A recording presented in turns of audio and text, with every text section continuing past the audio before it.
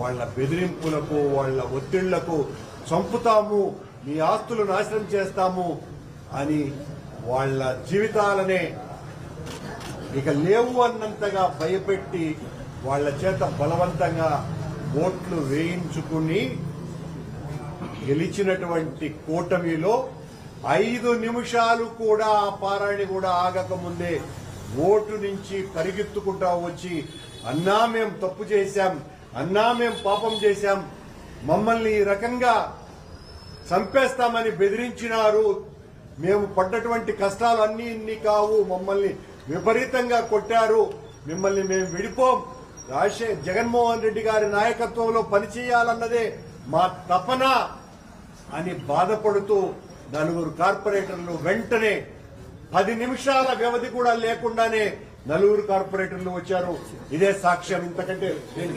ఇంతకంటే ఉదాహరణ ఇదిగో Anish royal, doctor Anish royal, Mohan Yadav, Anil, Amarnath Reddy, ఈ 4గురినే కిడ్నాప్ చేసింది. ఈ 4గురినే వాళ్ళు నిన్న సెల్ఫీ వీడియోలు విడుదల చేయించింది ఆ శ్రీధర్ వర్మ అనేటువంటి వ్యక్తి ద్వారా. వీళ్లనే కొట్టింది, వీళ్ల చేతనే ఓట్లు అక్రమంగా వేయించుకున్నది, వీళ్ల చేతనే కాదు సుమా, కూర్చోండి, వీళ్ల చేతనే కాదు సుమా, ఇంకా మా శేఖర్ రెడ్డి దగ్గర నుంచి చాలా మంది ఆస్తుల్ని ధ్వంసం చేసి ఓట్లు వేయించుకున్నారు చంపుతామని. వాళ్ల దగ్గర నుంచి కూడా మాకు ఫోన్లు వస్తున్నాయి, మేము తప్పు చేశామన్నానని. ఇది పరిస్థితి. ఓ కూటమి నీచపు నికృష్టపు రాజకీయాలు చేసేటువంటి నేతలారా, మీ గొల్లతనం ఏంది అన్నది ఇంత స్పష్టంగా తెలిసిపోయింది.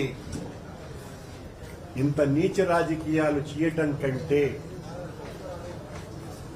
అసలు రాజకీయాల నుంచి మీలాంటి వాళ్ళు విరమించుకోవటం మేలు. మా మీద రోజు మీ ఇష్టం వచ్చినట్టు విషయం కుమ్మటం, మీ నాయకులు ఒకవైపున, మిమ్మల్ని సమర్థించేటువంటి పత్రికలు ప్రసార మాధ్యమాలు మరొక వైపున, మేం దౌర్జన్యం చేశామనని, మేం కొట్టామనని ఎన్ని రకాలైనటువంటి మాటలు మాట్లాడారు. మీరు ఈ రోజున గెలిచి ఉండొచ్చు, మా ఎమ్మెల్సీని, మా శాసన మండలి సభ్యుడిని కూడా ఇదే రీతిలో ఈ 4గురిని తీసుకుపోయినటువంటి రీతిలోనే అతన్ని కూడా తీసుకుపోయి పొద్దున్నే ఆయన చేత కూడా ఒక సెల్ఫీ వీడియో రిలీజ్ చేయించినారు. మేము ఆ తర్వాత ఆయన హాస్పిటల్లో ఉన్నారేమోనని మా పార్టీ నాయకులు వెళితే ఆయనకు ఉన్నటువంటి ఒక ప్రాణ స్నేహితుడు, 24 గంటలు సిపాయి సుబ్రహ్మణ్యం గారితోనే ఉండేటువంటి స్నేహితుడు అన్న రాత్రి మా సిపాయి సుబ్రహ్మణ్యాన్ని తీసుకుపోయారు అన్నటువంటిది స్పష్టంగా వీడియోలో రిలీజ్ అయింది. ఇది శాసన మండలి సభ్యుడిని బెదిరించి ఆయన్ను ఓటుకు రానియకుండా చేసినటువంటి దుర్మార్గపు ఘనత కూటమిది. మీరు గెలిస్తే మీ ఆనందం లేదు మీకు. ఎందువల్లంటే ఇక నుంచి మరింతగా మేం మీ అక్రమాల మీద పోరాడుతాం, ధ్వజమెత్తుతాం, భయపడం. మీరు ఊరికనే రేపు ఈ గెలుపుతో మా మేరమ్మ లాంటి సౌమ్యురాలు రాష్ట్రంలో కాగడా పెట్టి వెతికినా కూడా దొరకదు. అలాంటి మేరమ్మను దించడానికి కూడా వేసినటువంటి కుట్రే ఈ డిప్యూటీ మేయర్ ఎన్నిక. ఆవిడ్ని దించాలని వెంటనే ప్రయత్నాలు చేస్తున్నారు. మరింత పోరాటాలు చేస్తాం.